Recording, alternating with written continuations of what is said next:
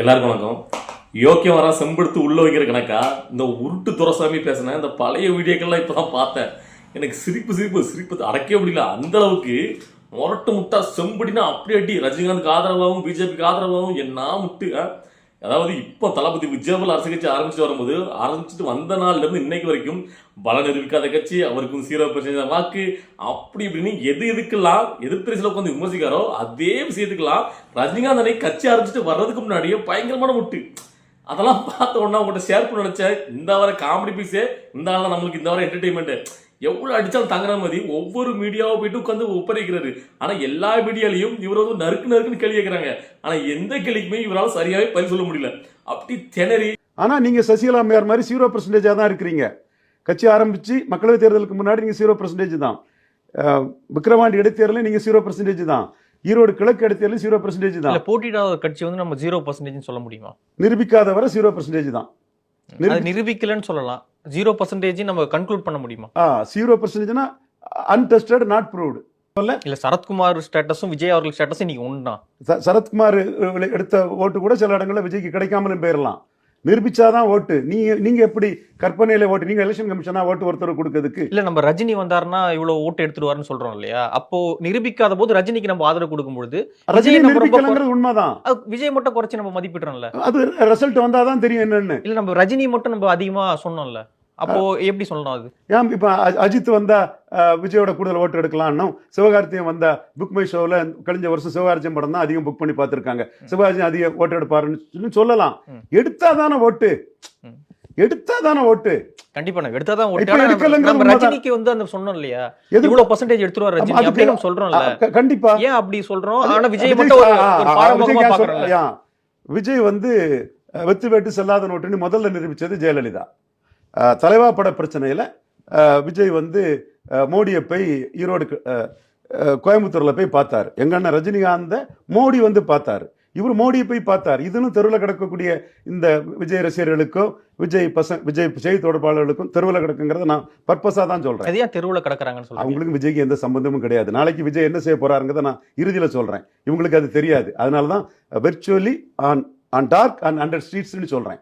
விஜய் நாளைக்கு வந்து சீமான ஆதரிச்சு பிரச்சாரம் பண்றதுக்குள்ள ஒரு வாய்ப்புகளும் இருக்குது. அதை நான் கடைசியா சொல்றேன். சோ பாத்தீங்கல்ல என்னென்ன கதை சொல்றான் பாருங்கிற மாதிரி கம்பி கட்டுற கதையெல்லாம் இழுத்து விடுறான் இந்த ஆளு. அதாவது அந்த நிருபர் தெளிவாகிறது. அதாவது ரஜினிகாந்துக்களை மட்டும் நம்ம வந்து பாத்தீங்கன்னா பல நிரூபிக்க தேர்தல் நிக்க முன்னாடியே நம்ம இவ்வளவு பெரிய பெர்சன்டேஜ் வாக்குகள் இருக்கு அப்படின்னு சொல்றோம்ல. அப்ப விஜய் கிட்ட நீங்க வந்து எதிர்க்கிறீங்க, ஏன் வந்து சில வந்து விமர்சிக்கிறீங்க அப்படின்னு கேட்டா அதுக்கு நேரடியா பதில் சொல்ல வக்கு இல்லாம அது அப்படி சம்மந்தம் இல்லாம அவருடைய சசிகலாட்ட போய் நடராஜன்ட்ட போய் அங்க போய் இங்க போய் சுத்தல விட்டு கொஞ்சம் யோசிச்சு ஒரு பையன் சொல்றாரு. என்னன்னு கேட்டீங்கன்னா, அதாவது விஜய் போயிட்டு மோடி செஞ்சாரு, ஆனா மோடியே வந்து பாத்தீங்கன்னா ரஜினிகாந்த் செஞ்சாரு. ஸோ ரஜினிக்கு அந்த அளவுக்கு பாத்தீங்கன்னா பவர் பேக் இருக்கு அப்படின்ட்டு. இல்ல மோடி வந்து ரஜினிகாந்த் செஞ்சாரா எதுக்கு தெரியுமா? அவர் கட்சியில சேர்றக்காண்டி. உங்களுக்கு தெரிஞ்சுக்கிட்டு பேசணும். ஆனா எந்த காலத்துலயும் விஜய் வந்து பாத்தீங்கன்னா மோடி கிட்ட சேர மாட்டாரு. உங்களை அதை புரிஞ்சுக்கணும். ஏதாவது தெரிஞ்சா பேசணும். அதாவது தலைவா படத்துல ஜெயலலிதா அவர்களை போயிட்டு பம்பிட்டுனாரா விஜய் அவர்கள். இல்ல அதனால பாத்தீங்கன்னா யாருமே அவர் மதிக்கல அப்படிங்கிற மாதிரி ஒரு இதை முன்னெடுக்கிறாரு. சரி நான் கேட்கிறேன், அதாவது ரஜினிகாந்த் இருக்காருல்ல, அவருக்கும் பாமகக்கும் இடையில இந்த பாபா படம் இருக்குல்ல, அதை இஷ்யூவோட ஒரு பெரிய பிரச்சனை வந்துச்சு. அப்போ ரஜினிகாந்த் அவர்கள் வாய்ஸ் விட்டாரு. ஆனா அதுக்கு எதிர்த்து சீல் இருந்த பாமக இவர் வாய்ஸ் எல்லாம் சுக்குநூறு ஆகிட்டு அவங்க ஜெயிச்சாங்க. அவங்க தான் அந்த இடத்துல வந்து வாய்ஸா நின்னாங்க. அதாவது ரஜினிகாந்த் வாய்ஸ் எல்லாம் ஒரு வாய்ஸே இல்லாம போச்சு. ஸோ அப்படி இருக்கிற ரஜினிகாந்த் அவர்கள் கட்சி ஆரம்பிக்கிறதுக்கு முன்னாடியே கட்சி ஆரம்பிச்சுட்டு வரவே இல்லை. ஆனாலும் பார்த்தீங்கன்னா அவருக்கு இவ்வளோ பெரிய வாய்ஸ் இருக்குன்னு முடுட்டா கொடுக்குற இந்த துரைசாமிக்கு, உருட்டு துரைசாமிக்கு ஒரு மனுஷன் கட்சி ஆரம்பிச்சு சொன்னபடியே எல்லாமே அறிவிச்சுட்டு இப்போ மாவட்ட செயல் நியமிச்சு ஒரு பெரிய பெரிய கட்சிகள் இருந்து முக்கிய புள்ளா வந்து சேர போறாங்க. இருந்தாலும் இவருக்கு வந்து பார்த்தீங்கன்னா அது இம்பேக்டா தெரியலன்னா இப்போ செம்படி அந்த மாதிரி இருக்கு. வாங்கின காசுக்கு ஒழுங்கா, அதாவது ஓவராக கூறுன்னு சொல்லலாம். சரியா? இந்த ரவீந்திர துரைசாமியை பத்தி நம்ம நிறைய வீடியோக்கள் நாம தான் முதல் போட்டுட்டு இருக்கோம். அவருக்கு எதிராக ஏகப்பட்ட வீடியோ போட்டிருக்கோம். பழைய வீடியோக்கள் நிறைய இருக்கு. ஸோ இப்போ இன்னைக்கு நம்ம ஏன் இதை பத்தி பேசணும்னு கேட்டீங்கன்னா, இந்த ஆள் பேசுற பழைய வீடியோலாம் கண்ணில் பட்டுச்சு. அதை பார்க்கும்போது எனக்கு சிரிப்பு தாங்களா, அதை கொஞ்சம் ஷேர் பண்றேன். எந்த அளவுக்கு ரஜினிகாந்த் அவர்களுக்கு பீச்சுகள் முட்டா கொடுத்து செம்படிச்சுக்காங்க நீங்க கொஞ்சம் பார்க்கணும்ல. நீங்கள் சொல்லலாம் அப்பொழுது வரவில்லையே இப்பொழுது வரவில்லை என்று சொல்பவர்கள் சொல்லிக் கொண்டுதான் இருப்பார்கள். அவர்கள் யாருமே அண்ணன் ரஜினி மீது நல்லெண்ணம் உள்ளவங்க கிடையாது. அவங்க சொல்றதை பற்றி நாம கவலைப்பட வேண்டிய அவசியமே இல்லை. அனைத்து தமிழ் ஜாதிகளுக்கும் பொதுவான ஒரு தலைவர் உண்டு என்றால் தமிழகத்தில் அண்ணன் ரஜினிகாந்த் ஒருவர் மட்டுமே. வேற யாருக்கும் இந்த இது வந்து பொருந்தக்கூடிய அளவுக்கு இல்லை. அதுபோல அனைத்து மொழி பேசும் தமிழக மக்களுக்கும் பொதுவான ஒரு தலைவர் என்றாலும் அது அண்ணன் ரஜினிகாந்த் ஒருவர் தான். இப்பொழுது அண்ணன் அரசியல் கட்சியே ஆரம்பிக்கல. இதற்கிடையில பற்பல ஆங்கில குறிப்பா எல்லா கட்சிகளும் இன்னைக்கு திமுக கூட்டணியில் இருக்கக்கூடிய கட்சிகள் என்றாலும் சரி, பாஜக அதிமுக கூட்டணியில் இருக்கக்கூடிய கட்சிகள் என்றாலும் சரி, அண்ணன் ரஜினிகாந்த் எப்பொழுது கட்சி ஆரம்பிப்பார், அவருடன் நாம் தேர்தல் கூட்டணி வைத்து வெற்றி பெற முடியும் என்ற எண்ணத்தில் பல கட்சிகள் இருக்கின்றன. கட்சி ஆரம்பிப்பதற்கு முன்னால் அந்த கட்சியை சார்ந்தவர்கள் சில ரேகைகளைத்தான் காட்டுவார்கள். வெளிப்படையாக ஒரு அரசியல்வாதி முழுக்க பேச மாட்டாங்க. அப்படி சூரியனை கோள்கள் சுற்றுவது போல் திமுகவுடன் இருக்கும் கட்சிகளும் அதிமுகவுடன் இருக்கும் கட்சிகளும் ரெண்டு இடத்திலும் இல்லாத கட்சிகளும் ரஜினிகாந்த் என்ற சூரியனை நோக்கி கோள்களாக சுற்றி கொண்டிருக்கின்றன. இன்னும் கட்சி ஆரம்பிப்பதற்கு முன்பாகவே இந்த நிலைமை என்றால் கட்சி ஆரம்பித்த பிறகு அதனோட வீரியமும் அதனோட அரசியல் முக்கியத்துவம் மிகப்பெரிய அளவில் அதிரும் என்பது நிச்சயமான ஒரு உண்மை. ஸோ இப்போ ஏன் நம்ம இந்த ஆளை பற்றி பேசிட்டு இருக்கோம் அப்படின்னு கேட்டிங்கன்னா, அதாவது நீங்கள் எல்லாருமே சமூக வலைதளங்களில் இந்த ஆள் பேசுகிற பேச்சுகள் எல்லாரும் பார்த்துட்டு இருப்பீங்க. ஸோ எல்லாருக்குமே கோவம், தளபதி விஜய்க்கு எதிராக ரொம்ப நெகட்டிவாக தரைக்கிறோம் விமர்சிக்கிற ஒரே விமர்சகர் இந்த ஆள் தான் இப்போதைக்கு. தொடர்ந்து மற்றவங்களாம் பார்த்தீங்கன்னா அந்தந்த நேரத்தில் தான் பார்த்தீங்கன்னா ஏதாவது ஒரு ரெண்டு கதை சொல்லுவாங்க, நம்ம நிறைய பேரை பார்த்துட்டோம். ஆனால் இந்த ஆள் எல்லா மீடியாக்களையும் ஏன்னா தளபதி விஜய் பற்றி பேசினா மட்டும் தான் இந்த ஆளுக்கு வியூஸே போகுது. அதனாலே உட்காந்துட்டு தொடர்ந்து அந்த காசு வாங்கிட்டு எது யாருக்காக செயல்பட்டாங்கிறது எல்லாமே நம்மளுக்கு தெரியும். தொடர்ந்து விமர்சிட்டே இருக்காரு. ஸோ இந்த மாதிரி தற்குறிகளுக்கு நம்ம பதில் சொல்ல தேவையில்லை. ஏன்னு கேட்டிங்கன்னா, அதாவது 100 அறிவாளிகிட்ட கூட நம்ம தர்க்கம் பண்ண முடியும். ஆனால் ஒரே ஒரு முட்டாட்ட தர்க்கம் பண்ண முடியாது. ஏன்னா அந்த மெண்டல்களுக்கு தாம் மெண்டலுங்கிறதே புரியாது. அது சொன்னதே சொல்லிட்டு இருக்கும். அந்த நிருபர்கள் கரெக்டாக கொஸ்டினை கேட்டால் கூட அதுக்கு அப்படியே சுற்றி விளைச்சி எங்கேயாவது ஒரு நொட்டை சொல்லிக்கிட்டு அதனால இந்த ஆளை கடந்து போகலாம்.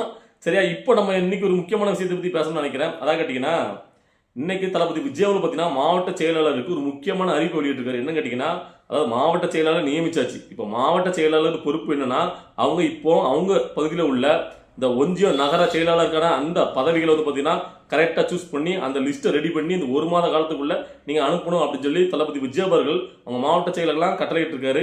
அதாவது எல்லாருமே பார்த்தீங்கன்னா தளபதி விஜய் அவர்களை பற்றி ஓரமாக உட்காந்து இந்த மாதிரி பார்த்தீங்கன்னா விமர்சனம் பண்ணிட்டே இருக்காங்க. ஆனால் தளபதி விஜய் அவர்கள் இந்த இதுக்கெல்லாம் காதில் செவி கொடுக்காம அவர் தன்னுடைய கட்சி பண்ணி அடுத்த ஸ்பீட் பண்ணி ஜெட் வேகத்தில் போயிட்டே இருக்காரு. அதாவது நம்ம நினைச்ச மாதிரியே ஒரு அரசியல் வேகம் எடுத்துக்க ஆரம்பிச்சிருக்கு. ஸோ நம்ம நல்லா இருக்கு. ஸோ இது அடுத்தடுத்தால முன்னெடுத்து நம்ம போயிட்டே இருக்கும். வெற்றி வாய்ப்பு தொடர்ந்து வந்துட்டே இருக்கும். இதில் முக்கியமாக இன்னொரு விஷயம் என்ன கேட்டிங்கன்னா, தொடர்ந்து பார்த்தீங்கன்னா இப்போ அன்னைக்கு பார்த்தீங்கன்னா சத்யா நந்தகுமாரா அந்த பெண் ஒருத்தவங்க பேசின ஒரு வீடியோ பரவப்பை எல்லா மீடியா சேனலும் உட்காந்து அதாவது சாதியை பார்த்து ஒதுக்குறாங்க, எனக்கு தேவையில்லாமல் நான் இவ்வளோ நாள் உழைச்சி எனக்கு அங்கீகாரம் கொடுக்கல அப்படி சொல்கிறாங்க. ஏன்னா எல்லாருமே வரும்போது எல்லாருமே பதவி கொடுக்க முடியாதுல்ல. இப்போ மற்றவங்க கட்சியிலையாவது சேர்க்கறதுக்கு ஆளவும் தேடி பிடிக்கணும். ஆனால் தளபதி விஜய் இப்படி கிடையாது. நீங்கள் ஒரு தெருவில் போனாலே பொது ஒரு ஊரில் போயிட்டு ஸோ அங்கேயே பார்த்தீங்கன்னா ஒரு ஆள் தேர்ந்தெடுக்கணும் 10 பேர் நிற்பாங்க. ஸோ அந்த மாதிரி தளபதி விஜய் அவர்களுக்காக அவருடைய கட்சியில் சேர்றதுக்கு இப்போ மாற்று கட்சியிலேருந்து எல்லாரும் வர்றதுக்கு ரெடியாக இருக்கும்போது அப்போ தளபதி விஜய் அவர்களே ரசிச்சுட்டு இருந்தால் எவ்வளோ பேர் இப்போ ரெடியாக இருப்பாங்க. ஸோ அப்படி இருக்கும்போது இந்த பிரச்சனைகளை வரதான் செய்யும். நம்மளுக்கு கிடைக்கலையே அப்படிங்கிற ஒரு ஆதங்கம் தான். இது பார்த்தீங்கன்னா அந்த சொல்கிறவங்களையும் தப்பு சொல்ல முடியாது. இதுக்கு பின்னாடி வேற யாருக்கும் சில பேர் இந்த முட்டி இந்த பிரச்சனை வேண்டும்னே செய்யறதுக்கும் ஆட்கள் இருக்கும். ஆனால் உண்மையிலே பார்த்தீங்கன்னா சில பேர் பாதிக்கப்பட்டிருப்பாங்க. அதையும் பார்த்தீங்கன்னா நம்ம சொல்ல முடியாது. ஆனால் அவங்களுக்கு நான் என்ன சொல்கிறேன் கேட்டிங்கன்னா, நீங்கள் உண்மையாக இருக்கீங்க, தளபதி விஜய் அவர்களுக்காக கட்சி உண்மையில உழைக்கணும்னு வச்சிங்கன்னா தொடர்ந்து உழைச்சிக்கிட்டே இருங்க. உங்களுக்கு தேவையான தேவி ஆட்டோமேட்டிக்காக உங்களுக்கு தேடி வரும். யாரும் அதை உங்களுக்கு தடுக்க முடியாது. ஆனால் இன்னொன்று எப்போவுமே பார்த்தீங்கன்னா எல்லா கட்சியிலுமே இருக்கிற ஒரு விஷயம் என்னன்னா, இப்போ நம்ம ஒரு இடத்துல பார்த்தீங்கன்னா ஒரு தலைமை ஒரு முடிவு எடுத்து ஒரு ஆளை நிரூபிச்சுட்டாங்க, அவங்க தான் அப்படின்னு சொல்லி பொறுப்பு கொடுத்தாங்க அப்படின்னா அவங்களுக்கு கீழே தான் நம்ம கட்டுப்பட்டு வேலை செஞ்சாகணும். அப்படி இல்லை நான் தனியாக உழைக்கிறேன், எங்கள் பிரச்சனை எங்கே ஆரம்பிக்குன்னா இப்போ பார்த்தீங்கன்னா தலைமை ஒரு மாவட்ட செயலர் நியமிக்கிறாங்க, ஒரு தொகுதிக்கு இவர் தான் அப்படின்ட்டு. இப்போ மாவட்ட செயலர் பொறுப்பு கொடுத்தாங்கன்னா அவர் கீழே இருந்து அவர் சொல்கிறபடி நீங்கள் பணிகளை செஞ்சாதான் அது ஒரு கட்டுக்கோப்பாக போகும். ஸோ இப்போ அவரை மீறி நான் தனியாக இதை பண்ணுறேன் இதை பண்ணுறேன் அப்படி போகும்போது அப்போ அது ஒரு சர்ச்சை உருவாதான் செய்யும். ஸோ நீங்கள் தனியாக ஒரு கவனத்தை ஈர்க்க பார்க்கலாம். இப்போ மேலே அப்போ நான் இதுக்கு மாவட்ட செயலாளர் இருக்கேன், இப்போ ஏன் மீறி நீங்கள் செயல்படுறீங்களா அப்படிங்கிற மாதிரி விஷயங்கள்லாம் உள்ள நுழையும்.